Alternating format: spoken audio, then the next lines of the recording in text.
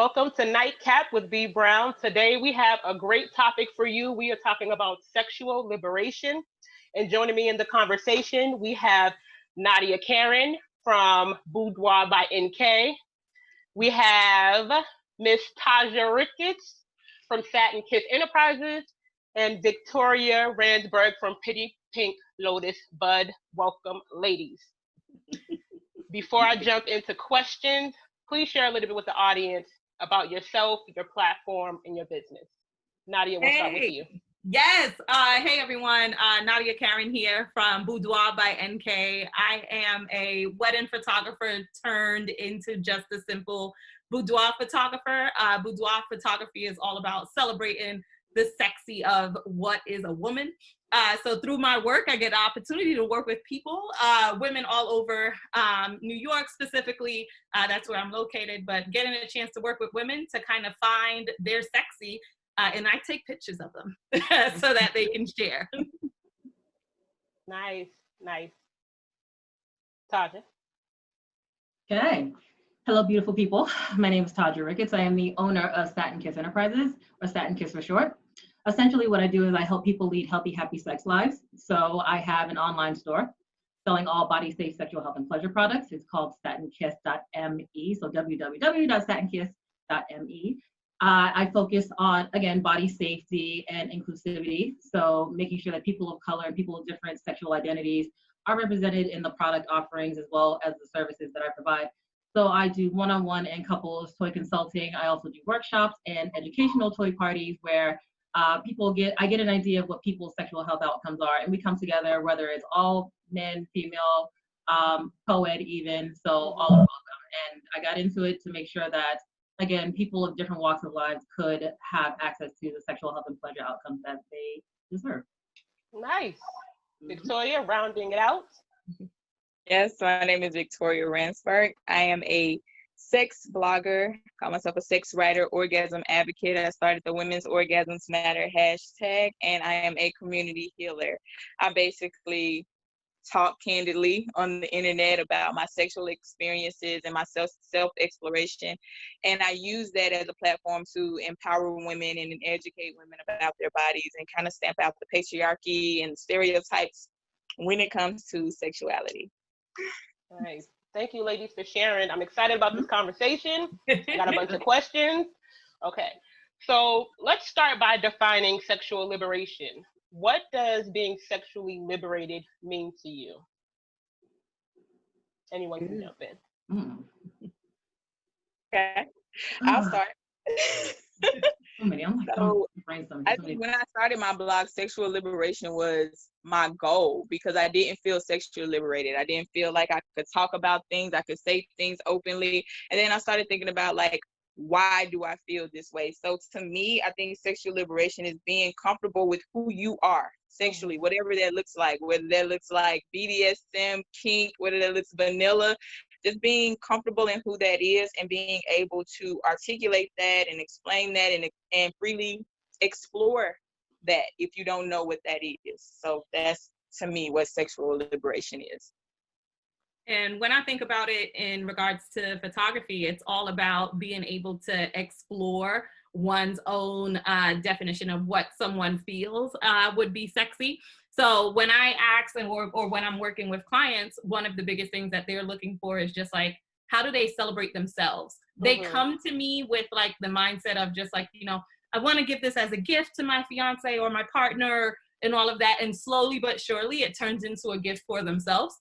And then it's like, they can get this, but this actually helped me so much to kind of understand who I am and that I can actually look beautiful and like really, but they're defining what that beauty is for themselves. And I'm just helping to exude that through photos. Okay. I like that. I would say it is the ability to recognize your sexuality as something that's natural, something that's just a part of your regular everyday life and not something that's taboo, something that needs to be hidden and reserved for a certain space and time and certain aspect of yourself just locked away. The ability to explore that freely without the stigma. When I first started, like I had to go through a lot of my own sexual hangups. I had to do a lot of deep digging to get through a lot of those things. And so now I'm kind of on a course to help other people do the same thing. Like there's so many people that look at sex as something that's like this dirty thing. It's like this thing where, you know, you can only do it in a relationship. You can only do it if your numbers below, your body count is below a certain point, or if it's only with a man and a woman, if it's only that. No, it's not supposed to be anything. It's supposed to be consensual. It's supposed to be beautiful. It's supposed to be fun. It's supposed to be awkward sometimes. It's whatever you want it to be in the moment that you're doing it. Again, as long as you and whoever you're doing it with, whether it's one or more people, everybody's consenting and everybody's communicating and everybody's having fun. Agree. And you touched upon something that leads into the next question, which is what led you into this line of work of sexual liberation and sex positivity? So I got out of a relationship, it's been like 5 years now. So I got out of that relationship and I started to, and through that entire hot mess of the situation, I was able to take time after to recover and think like, okay, well, I've been in this relationship for like 5 years. Like what do I want? Like what I need to explore myself just as an individual, but then also sexually. Like I've been with this one person for the last 5 years. So I started to, for one, I mean, like through therapy sessions and things like that, and journaling and everything else, just figuring out like, okay, if I start dating after this, like what's that experience gonna be like sexually? Because I was raised, you know, in a religious household where sex was, there wasn't like a strict shame put around it, but there was enough of it to where it was like, well, sex isn't the worst thing in the world, but only do it when you're married and only do it with one person and only do it when or you're going to get pregnant or you're going to get a disease or someone's going to break your heart and that's it. And so it's like, okay. So I had to unravel that if I was going to move forward in a healthy way. And then I figured like, okay, I find different things that, you know, I want to explore as far as like BDSM and kink and things like that. And I wanted to understand what that meant for myself and how I navigated the world and everything else. And so I started buying my own toys, and I started to look at the kind of toys that were out there. For one, I didn't know what I was doing because I'd never purchased sex toys before. I knew what they looked like, knew what they were. But then I was like, okay, so which toys do what? And I tried to put the do not disturb on now. Okay, so I tried to look at so I took a look at the different toys that were out there and trying to figure out, for one, what each toy does, but then also realizing like there are a lot of different materials out there that I can't decipher which one is which. So I did a lot of research, like trial and error, and buying these toys and realizing like some of these are toxic.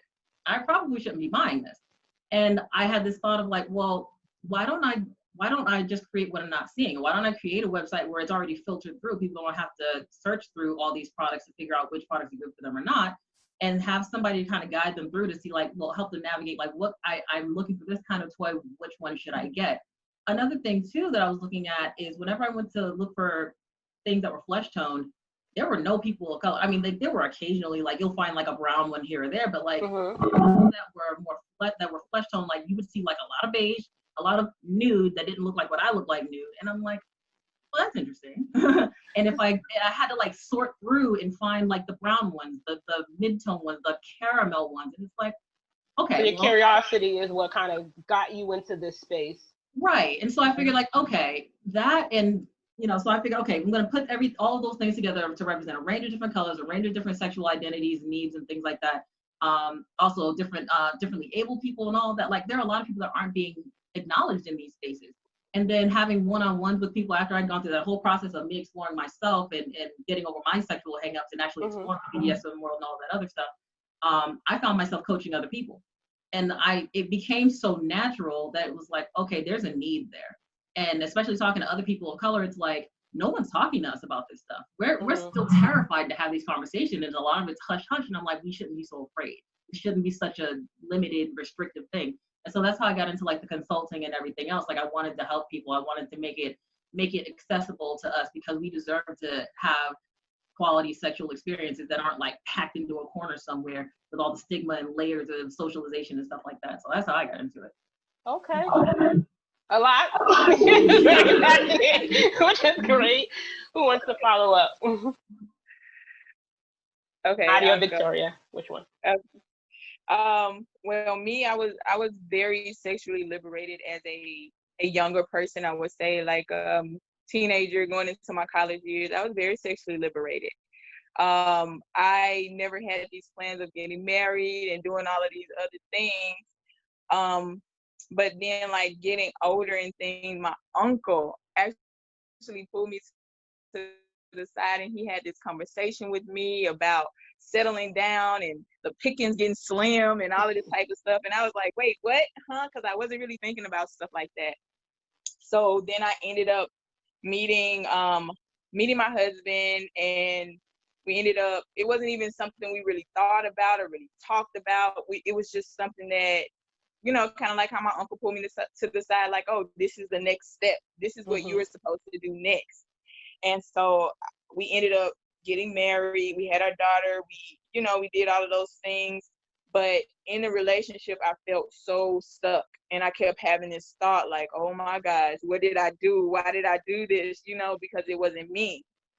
And then fast forward, you know, the relationship fell apart. And I talked about this in the book I co-authored, Sex After Divorce.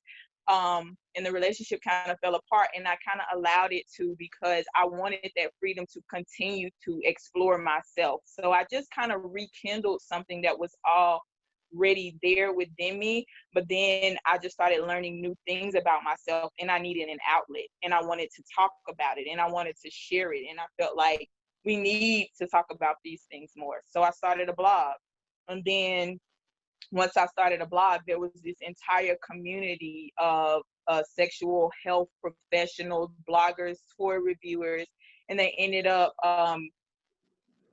kind of putting together a scholarship for me and two other bloggers of color to go to a sex conference. And then that's just kind of got like all into it, and just really. They turned you out, girl. Yeah, got to see the advocacy behind it, and I just like was really inspired by everything, because I didn't even know that world existed, but it was something that I needed to help me, you know. Okay. And Nadia, you're coming from wedding photography into this. How was yes. that? Oh my gosh. Huge difference for what I do now. But I've been a photographer for now 10 years. And I did a lot of weddings, portraits, maternity, and like fine arts type of photography for a very long time. So that was about like 5 years. But the thing is, with weddings, after a while, they get so repetitive and it's the same, and you have no creative direction beyond some poses during a certain time. But the checklist of what you need to go through to be a wedding photographer is like, okay, great. I got the one with the bride and the groom, got the one walking down the aisle. I got this. It became so routine. And I just wanted more beyond that. And then I did, one of my good friends actually from high school hit me up and was like, hey, I'm turning 35. I want to be able to do a different type of shoot. I see all your pictures all the time. Can you like take my pictures, but boudoir? And I was like, I can. And then from there, honestly, it blew up. Like from our first time shooting together and just having the ability to kind of walk her through the entire process. Like Tasia said, it's like that consulting piece of just like getting somebody else to explore themselves is something exciting. It's like, no, so walking through her process, helping her pick her outfits, like putting everything together. And it's like, nope, here's the makeup we're gonna go with. What type of studio background you want? Being able to do all of that just kind of made it so much more appealing for me. And then after her shoot, it took off because she had friends of friends of friends that just also never thought of themselves taking boudoir pictures.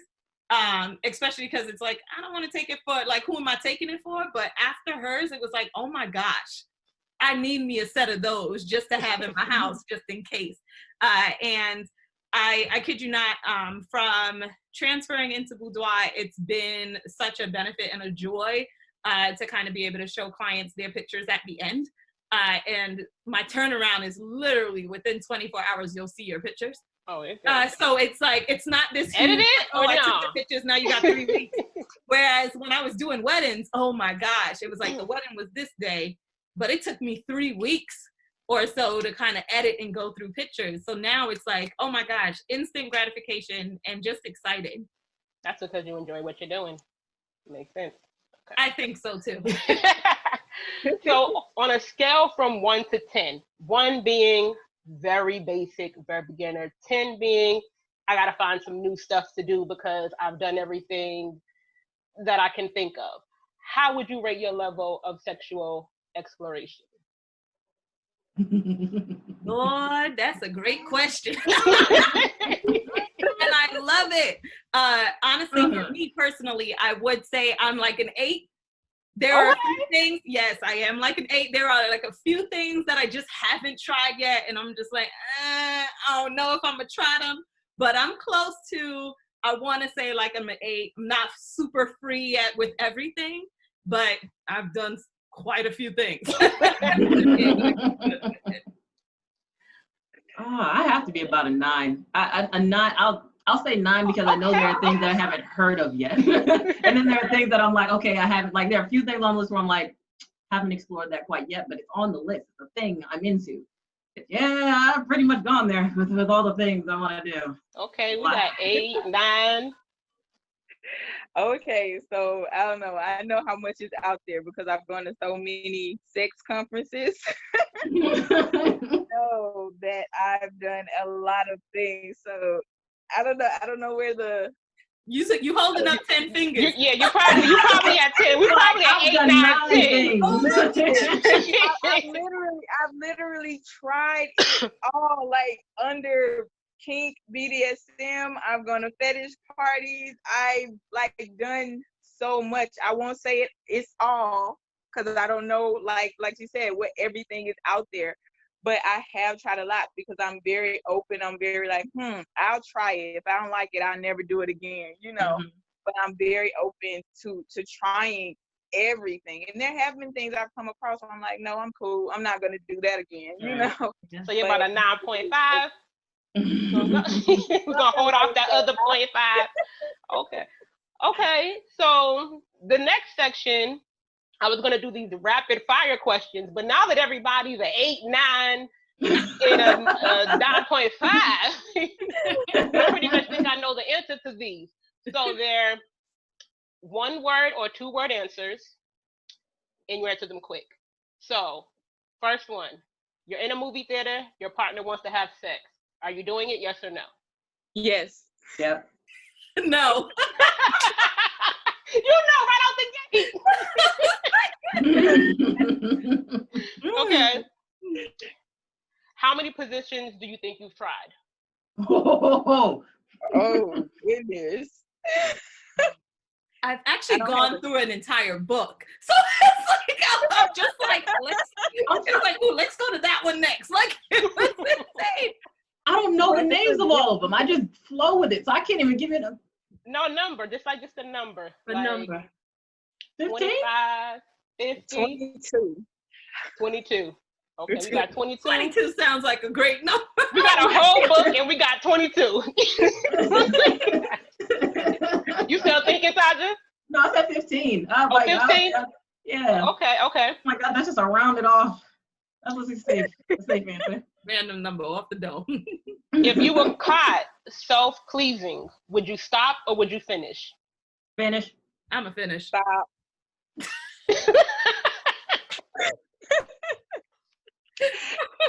She's like, no. This was supposed to be a solo act. I didn't ask for nobody else's eyes. And look, and if there is someone watch joining, if you want. Your voyeur, it's cool. Go ahead, get in on it. Okay. Spit or swallow? Swallow. Spit. You were really shocking me. I don't like that was going to be unison. Okay. If I like them a lot, like if that is a big difference. If you really like them, and if their semen doesn't taste like battery acid, then okay, cool. Then no, but it's all about you watching what they eating before it goes down. Exactly. Some of them fool you though. Some of them fool you just like around you. They try to be cute, and then like when they're away from you, they're doing all kinds of stuff, and then you go, wait, what's up with your diet? What happened? What happened? What's going on? Absolutely. What's up with your That's diet? not cool. Okay. Do you prefer a party of 2 or group sex? 2. Group. Wait, we gotta slow down. It came all at once. I need to know who said what. Taja, you said 2. Mm-hmm. NK, you said Group. group. Yeah. Okay. And I said group as well. I don't know. I haven't done group, so I can only stick with two. But with 50% saying group, you never know. Okay. Whips and nipple clips or hot wax and oil? Whips and clips. Whips and nipple clips. Mhm. Wax and oil. Yes! Hey, wax and oil. I'm over there, wax and oil. Nipple clips, I, but you know, I heard that the damn while. Lord Jesus. I put the clips All on right. now. This is the whistle. Favorite position? Doggy. Riding. Missionary. It's efficient. It's effective. It gets the job done. Okay. All right. Sex toys. Use them often or hardly ever? Often. I'm damn well better. Often. Often and handy. Okay. Hardly ever. Hardly ever. Okay. Mm-hmm. Taja, what'd you say? Often. Often. Okay. Often. Often. Hardly ever. Often. Okay. Do you prefer to take control or be submissive? Depends on the situation. I can't. It very much depends. Yeah. It depends. For me, it depends on whether this person can take control. Because some people cannot. Mm-hmm. And if you can't, then I'm taking over. You know.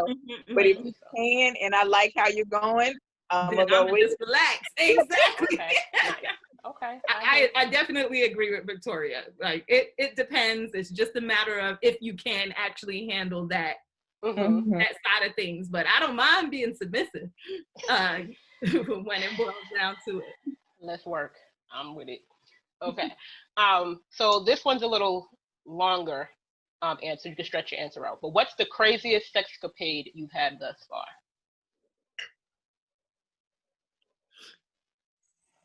Crazy.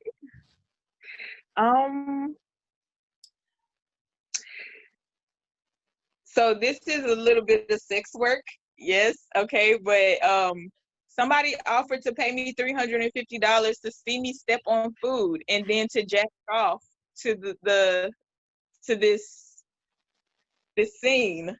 So that was like the craziest to the thing. mashed food. To the mashed food, to the bare feet, to the. Okay, that sounds like an easy 300. Yes. Tell them I'll step on some food for $300. I'm like, that's an easy 300. Yeah, but it was crazy, and people think it's crazy when I tell them. I mean, it sounds like the visual's crazy. Wow. That's a fetish for you. Mm-hmm. I'll say the most intense thing I've done is like the next level stuff that I've done is sounding. That's actually one of on the kink side of things on sounding, definitely. What's sounding? Okay.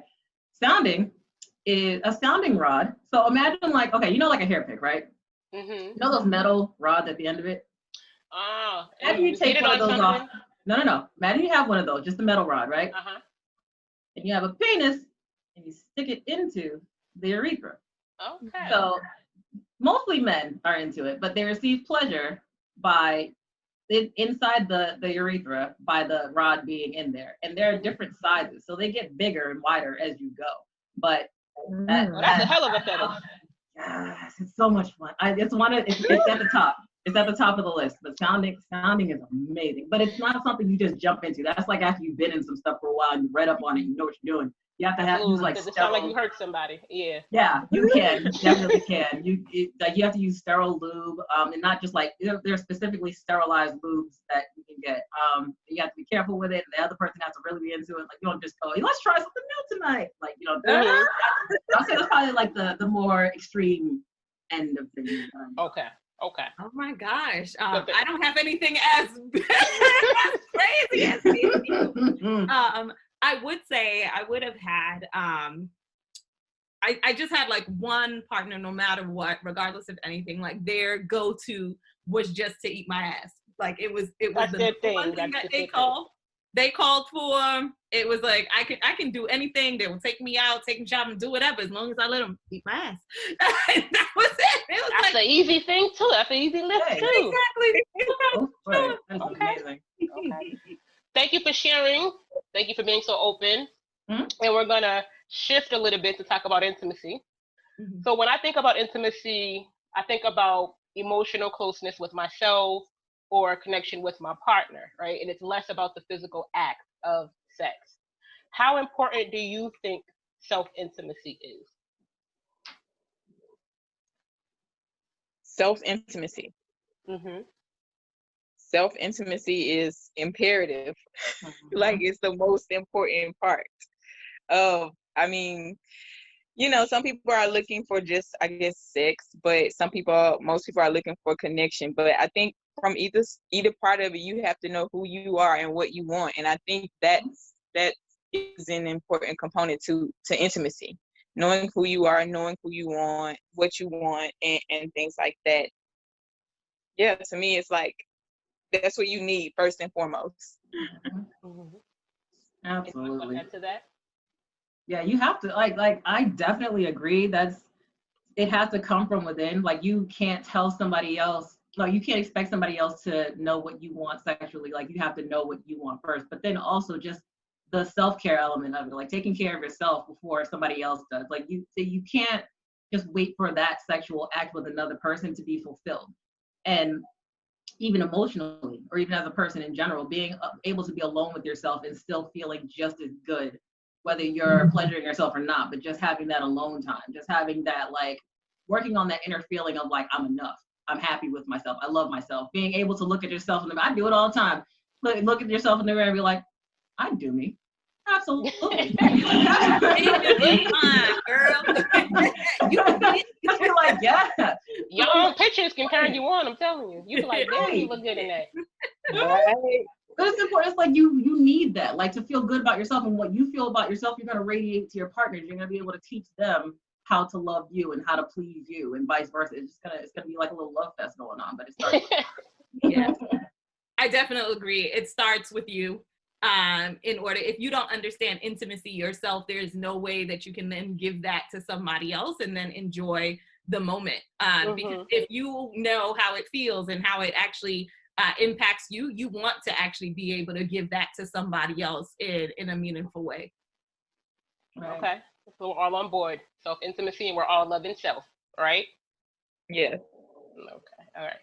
So I have conversations with women. Some of them are in committed relationships. Some of them just have partners. And a lot of them are afraid to admit that they're bored in the bedroom. They don't want to hurt their partner's feelings. They don't want to feel judged. So what are some ways someone can explore sexual boundaries with their partner? This is a big one, B. Because honestly, I think in order for you to explore, somebody else has to be willing to explore. I've been in relationships where it was like I'm fighting a wall to get what I wanted, or just like to get it to another level, and that's not necessarily healthy. But it was because like they were unable to open up further. So I may be liberated and like super open into like exploring and trying new things, but if my partner is not there and I tried the baby steps and stages, let me do this, let me try to introduce this, ooh, can we watch this so we can kind of look at other people, and then no. But that was because that person was so closed-minded. And the one thing that they said to me was like, I don't want like, that's not something I want to do with my wife, or like somebody that I'm like really interested in. And I'm like, so you want to do this with a random person? You can't do it to me. So it was just like, but you got to make sure that matches up first. But definitely want to hear from these two. I usually tell people to, for one, make sure that trust factor is there between both people, like that you're able to communicate. Communication is a huge part of it, and not be judgmental, but to be comfortable enough person yourself to say like, okay, this is what I want, there's nothing wrong with it. Now I can bring it to this other person to say, hey, and maybe a fun way. It doesn't have to be like, You know, as long as you're comfortable with it at first and you go to the other person and not tell them this is what we're going to do or else, or say, I want to do this and that's it. Like you introduce the idea in a fun way. Don't spring it on them, but introduce it to them like don't be in the moment and say, hey, we're Just don't show up with a bag of stuff and be like, this is what we're gonna do. right. Like no. So it's having like a lighthearted conversation. Like, you know, hey, I was thinking about trying this. And seeing how the conversation goes. If there's any judgment, then to say, okay, well, where's the judgment coming from? Then having a conversation about like what's behind the feelings of these things. And sometimes that leads to conversations about, well, maybe can we introduce alternative lifestyle things, like alternative, like different kinds of relationships? Can we do an open relationship? Can we do parties? Can we do swinger parties? Like there are different ways to introduce what you want to do, but as long as you're talking about it and being honest and upfront about all of that, I think that's the best place to start. Victoria, you have anything to add? Yes, so this is actually very, very important. When I do workshops sometimes and when I'm talking one-on-one with people, I always recommend sex checklists. And I haven't made one myself because there's so many on the internet and they have different ones. I know the Bad Girl Bible has a BDSM sex checklist. And basically I recommend people, like if you're partnered, doing them separately. Like your partner does a sex checklist, you do a sex checklist, and then you guys come together and kind of look at what you guys thought you were interested in, what you tried, what's your experience in it, you know, or what's your level of interest in it. So different checklists will have different things on it, but usually it's like a yes, no, maybe, 1 to 5 based on your level of experience in whatever is in the category. And it has everything. So from those checklists, you can kind of get an idea of what your partner's into, what they might be interested in. And also you can get an idea of some things that you guys might want to try, some new things, some things you may not have ever heard of. So that is a really, really, really good way to kind of set boundaries when you're experiencing with a new partner or a current partner or something like that. And how early do you introduce this to said partner? that sex checklist as soon as possible, as soon as you know that this is a person that you want to have sex with, you know what I mean?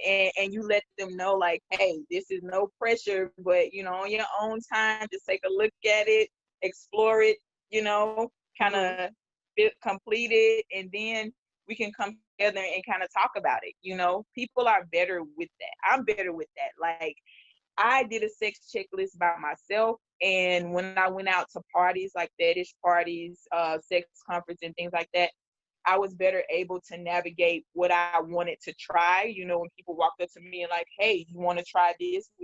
And I would be like, yeah, I want to try that, you know, and I would be able to ask them questions like, hey, what's your level of experience? Do you know, because of my knowledge of this checklist, I can now use that to kind of give an interview to people on, you know, if we're not even having sex. Like a guy walked up to me once and he wanted to spank me at a party, you know, and I was like, how do you know all the, you know, what's this, that, and it was actually a nice thing because I was able to articulate, you know, from the checklist, what are you able to do? Do you know how to do that? Have you ever done it before? Do you know where to hit, how to hit, you know, and things like that.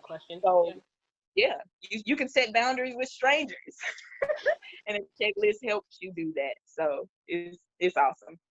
Okay. So what if Nadia, you touched upon this, what if the partner isn't willing? Is that a deal breaker for the relationship? Yes, for me. Like if it's something that I into and that I want to, and my partner is not okay with me exploring that with someone else, then that's a deal breaker for me personally, because I have, and people are like, well, what if it's a different person, and what if it's this, and what if it's that? Well, I tell people I've been in relationships.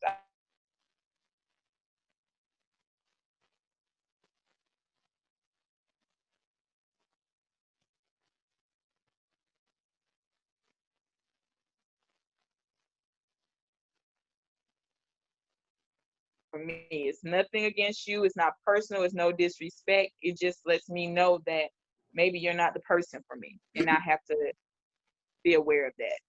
Okay. I agree.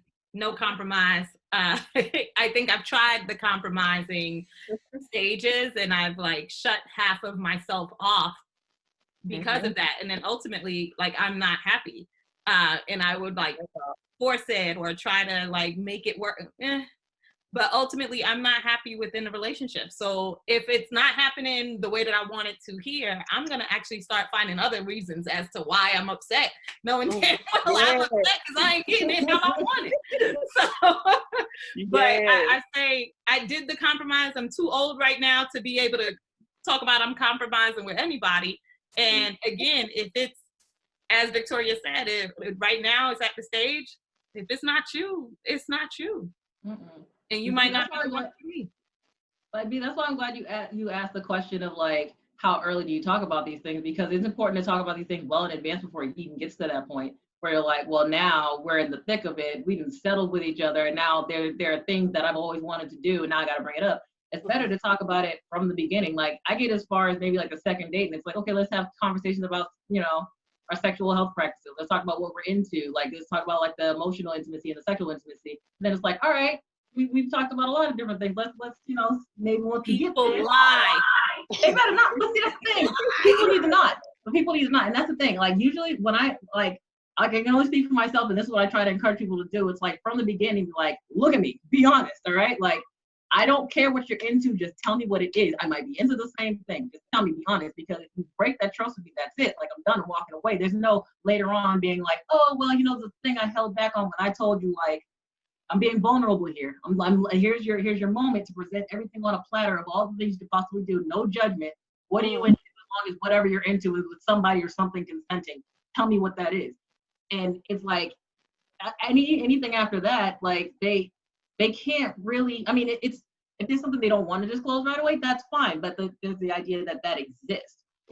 That's okay, as long as it's not like springing up on somebody later. And then sexual tastes do change, and people will eventually be like, well, there's a new thing I found, you want to try that, or this is what I might be into also. And that's fine too, but as long as from the beginning you've laid all the cards on the table, so it's like you don't have to do all that weird awkwardness in the beginning or the later stages of the relationship, you know? Agree. Role playing in toys, right? What role do they play in the gratifying sexual experience? Nadia, I know you said you over toys. But at least it's a role playing. But I love role playing. Like, that is my shit. Because one, I feel like I'm an actress all in myself. So when I'm in character, honey. Like, it goes from beginning to the end. We be over and it'd be like, girl, come back to the scene. But honestly, it's role playing it's just so, you can do so much with it. And it constantly just gives you an opportunity to put on another persona and to show up and to kind of be all extra. And it has the ability to make it more freeing. And so forth if you are actually pretending to be someone else.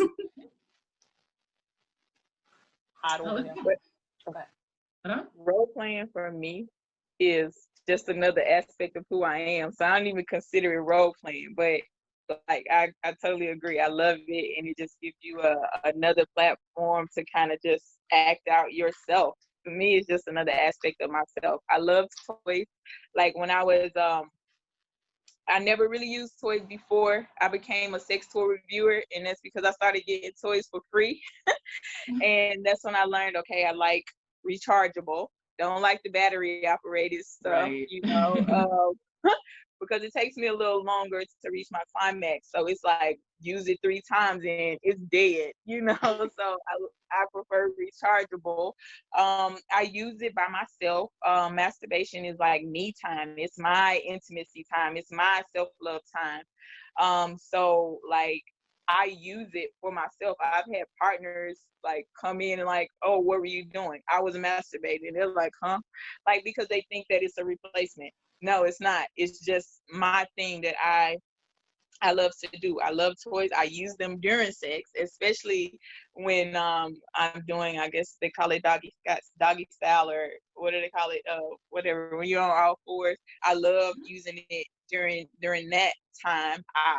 I feel like they have all these different types of toys. They have the suction ones, and then they have like the rumbly ones and the vibrating. There's just so much to explore in the world of toys. Like every time you think that you've tried it all, it's like, boom, there's something new. Yeah. So I'm absolutely just fascinated with everything. And I like to use them together. Like I'll use like a something that penetrates with something that, you know, clitoral, something that's suction with something that's, you know, just vibrating, and just to get all of these different stimulations, especially since we now know the size of the clit is like so much better. So I'm like searching around for these different spots, trying to figure so I just use them for like everything, and I enjoy them. Okay. So that leads into my next question. Probably for Taj and Victoria. Are there any beginner sex toys that you can recommend? Like assuming that our viewers never used one. Oh man. It depends on what a person's into. Like it's okay.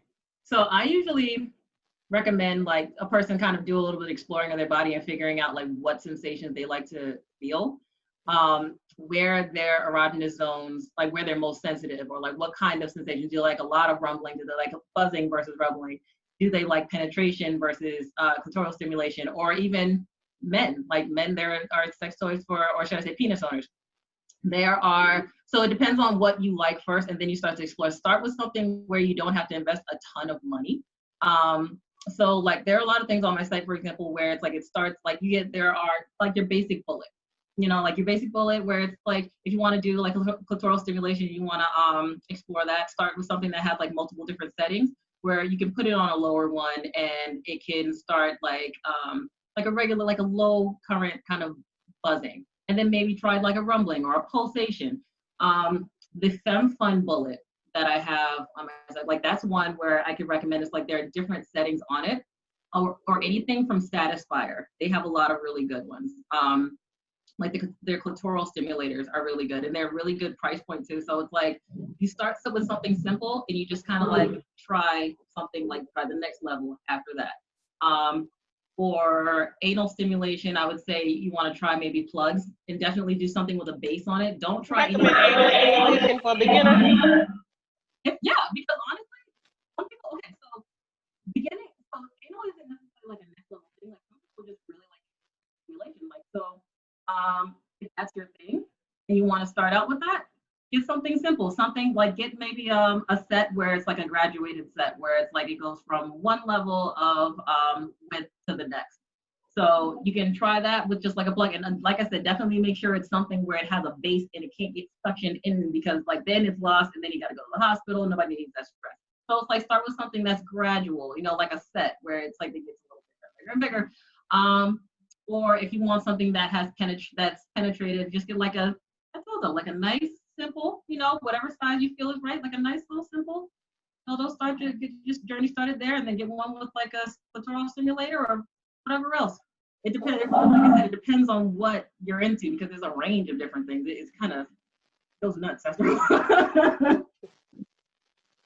You have anything to add, Victoria?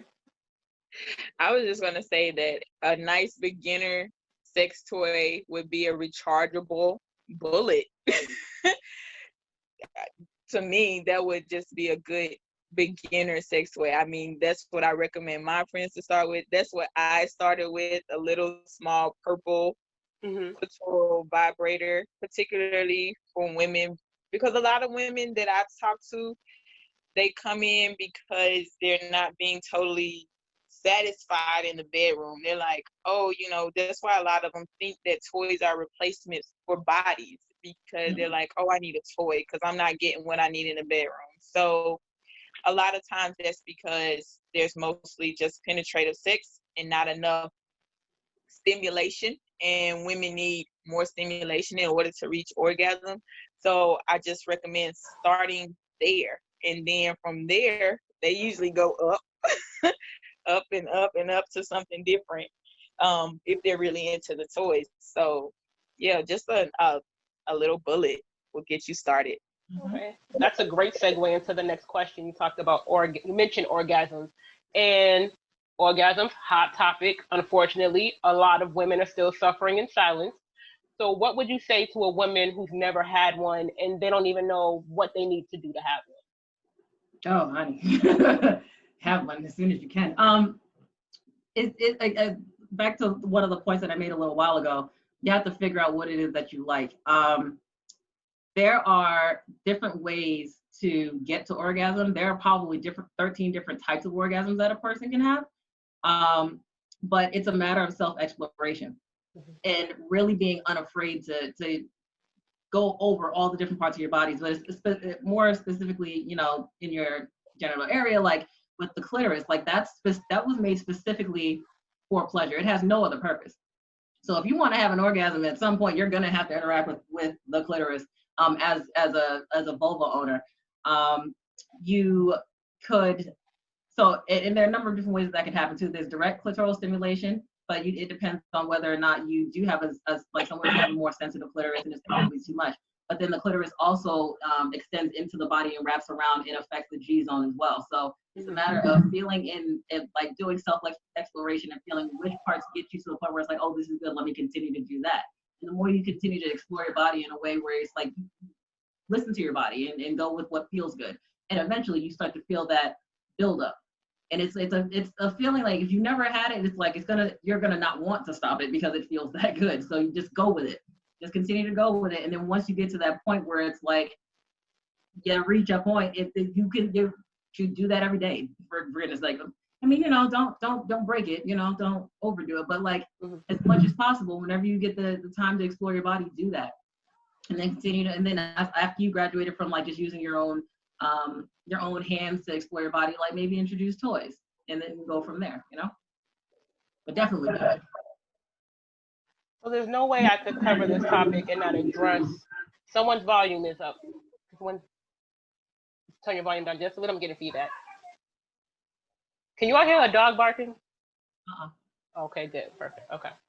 So there's no way I could cover this topic without addressing this next area of concern, and that's about trauma and trauma keeping us disconnected from our bodies. So how can we begin to reconnect to our body, you know, after trauma? And that could be mental, sexual, physical, historical trauma. For me, I always recommend this practice that I learned at my very first sex conference called unpacking.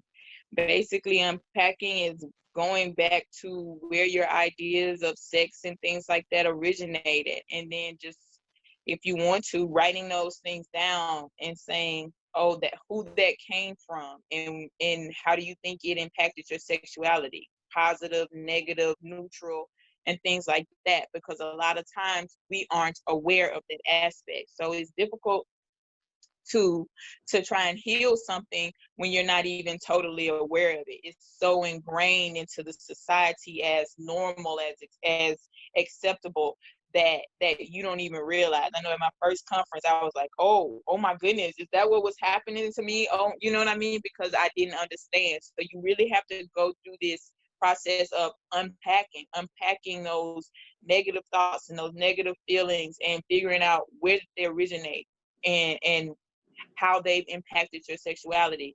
And from there, there's a number of things you can do. Because I always tell people, you notice how the divorce rate went up, and then all of these sex therapists just popped up out of nowhere. You know, that's what happened. You know, so from there, once you do this unpacking thing, you can go find you a therapist. You can go on your own little journey of taking your time and exploring in an objective way, which is what I did initially. Like, I was like, I'm not going to put my feelings in sex. I'm not going to put my emotions in sex, because a lot of time as women, that's what we're taught we do. That's just what women do, you know, but I was like, no, that's not what I'm going to do. You know, so once you unpack these things and you realize these thoughts and things that you've had or that you have, and you can say, hey, well, you know, my mom felt that way. I never agreed with her, but I just thought mom was right. And mom thought she was right too. She didn't know that she wasn't right, you know. And so you can just go back into dating or back into the world of sex, and you can think about these things objectively and kind of change your mind about them, and thus change your entire experience. And that has been so healing for me, because it's kind of like, oh, I thought that was this, I thought that was that. I've actually in my head recreated scenarios that made me feel like less than, or made me feel like, you know what I mean? Mm-hmm. I've actually recreated those kind of scenarios in an empowering way, you know, and that was very healing for me. So the very first thing I would say is go back, retract, and think about all of those feelings and thoughts that you have about sex, and unpack those. And that's how we start to heal. Mm-hmm. Okay. I agree. And I definitely feel like for sexual trauma, like I licensed therapist, somebody to talk about it and really get to the root of healing it, because that's something that could severely impact how you experience intimacy and what it all means to you. And then we do have things like unpacking, like, you know, generational and racial trauma and things like that. So definitely getting to the core of that, and then finding healthy ways to put it all into practice once you started to do the work. Okay. Slut shaming, sex work, promiscuity, all words that we hear in a negative light. How do we shift the dial on that kind of thinking, and what conversations should we be having?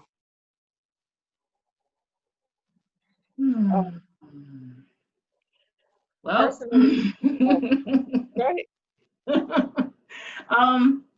It's just unfortunate that we're still at a point where sex is considered such a bad thing or something. And I mean, honestly, the promiscuity and the slut shaming is usually placed on women.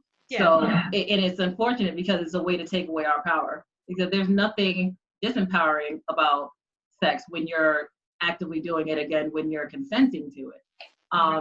And it's just unfortunate that it's still something that is used to make it, to limit us in our options and how we use our bodies, how we control our reproduction and all of that.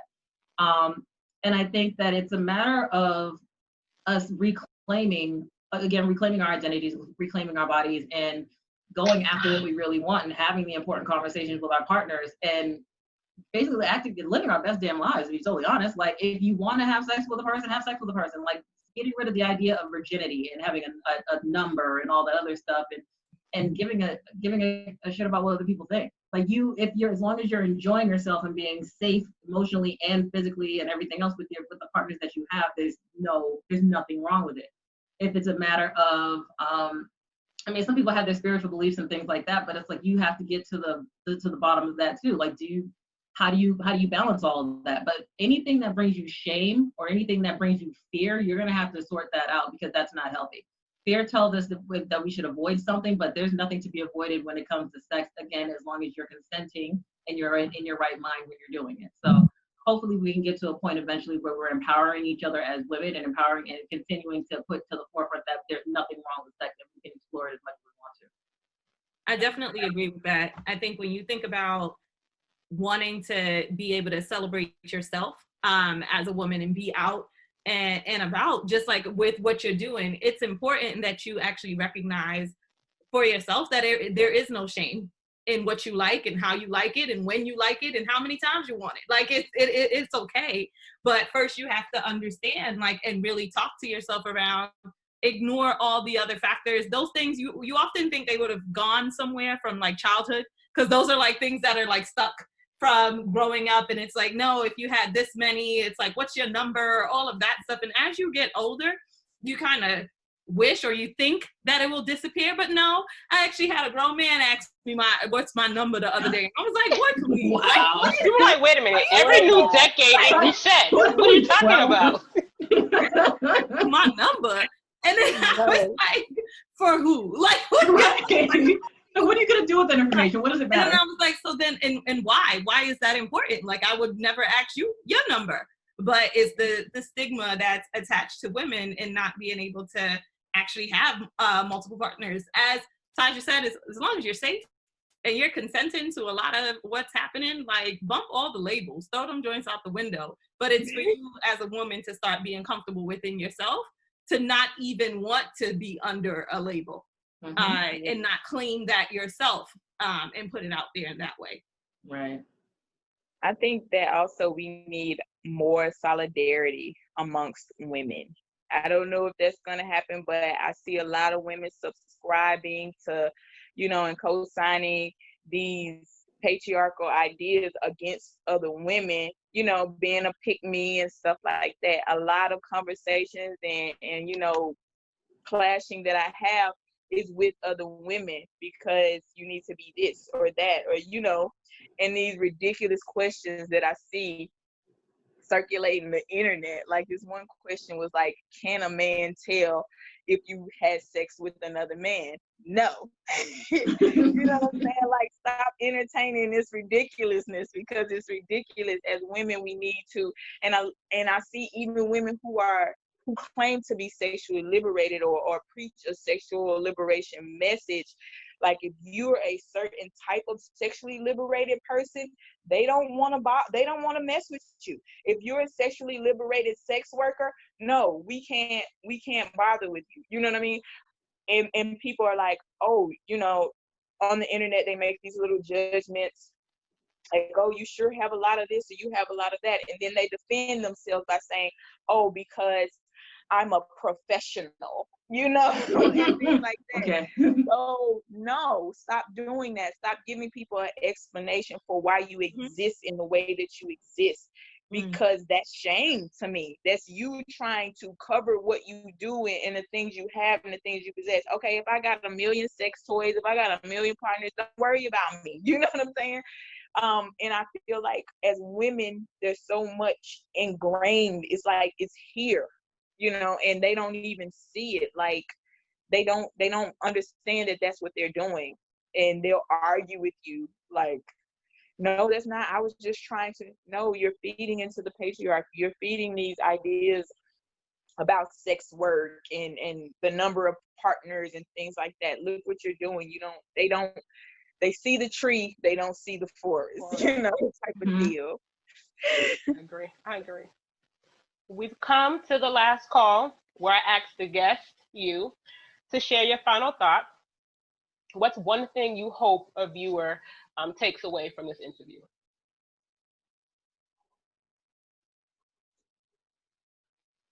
I can start with this one. I think for all the viewers and folks out there, it's important to just be you, and be happy with who you are. And it's about taking the steps to get there. You might not be there right now, but there's little pieces that you can kind of do to get there, where you're ultimately in a space where you love yourself and you're always ready to celebrate your sexy.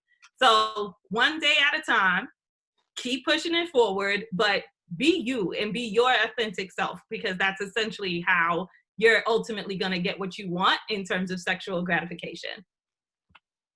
Well said. You gonna leave it at that? You gonna go from there? Go ahead, Victoria. Okay, well, I think that what people should get out of this is that everybody's different. And just because one person likes vanilla, one person's likes kinks, some person has a fetish you've never heard of, it's okay. We all come from different backgrounds, different cultures, different, we have different interests. We all have different careers. So why can't we accept that we all have different sexual interests? I guess because sex is so taboo, but just accept people for what they are. Like, you know what I mean? Like, we're different. That doesn't mean it's good or bad. It just is. I would say, I would hope that people take away from this that it's okay to start where you are. Right now we're all quarantined. This is good self-reflection time. This is perfect self-reflection time. So it's like, take the time to really dig deep and figure out what it is that you like, and do that work of figuring out, is there something holding you back? You have time now. Start today. Like, it's never too late, no matter how old you are, no matter what you look like, no matter who or what you're into. Like, get into it and don't be afraid of it, and love yourself first before you can. I mean, it sounds very cliche, but like love and explore yourself first, and then you'll blossom from there, and you'll have a lot to share with other people. But definitely start there. It's okay. Agree. Well, that brings us to the end of this show. I would like to thank you, my guests. Thank you to the viewers for tuning in to Nightcap with B.Brown. Be sure to like, share, and follow. Before we go, I want each of you to give your social media handles to let people know where they can find you. We'll start with Nadia, followed by Victoria, and then Tasha. Hello, it is Boudoir by NK. That's my Instagram. So Boudoir by NK. And my website is www.boudoirbynk.com. Okay. So I have a lot of handles, so I'm trying to remember them all. Okay, so first, Satin Kiss. You can follow. First, go to the website, Satin Kiss. It's www.satinkiss.me. And on Instagram, it's satinkiss.me. On Twitter, it's satinkissme. On Facebook, it's Satin Kiss. So, yeah, that's all the handles. Victoria. Okay, so my website is www.prettypinklotusbud.org. The org stands for orgasms. Yes. But my handle on Facebook and on Instagram are Pretty Pink Lotus Bud, and then on Twitter it's Pretty Pink Lotus Bud without the vowels, and that is also my Cash App handle.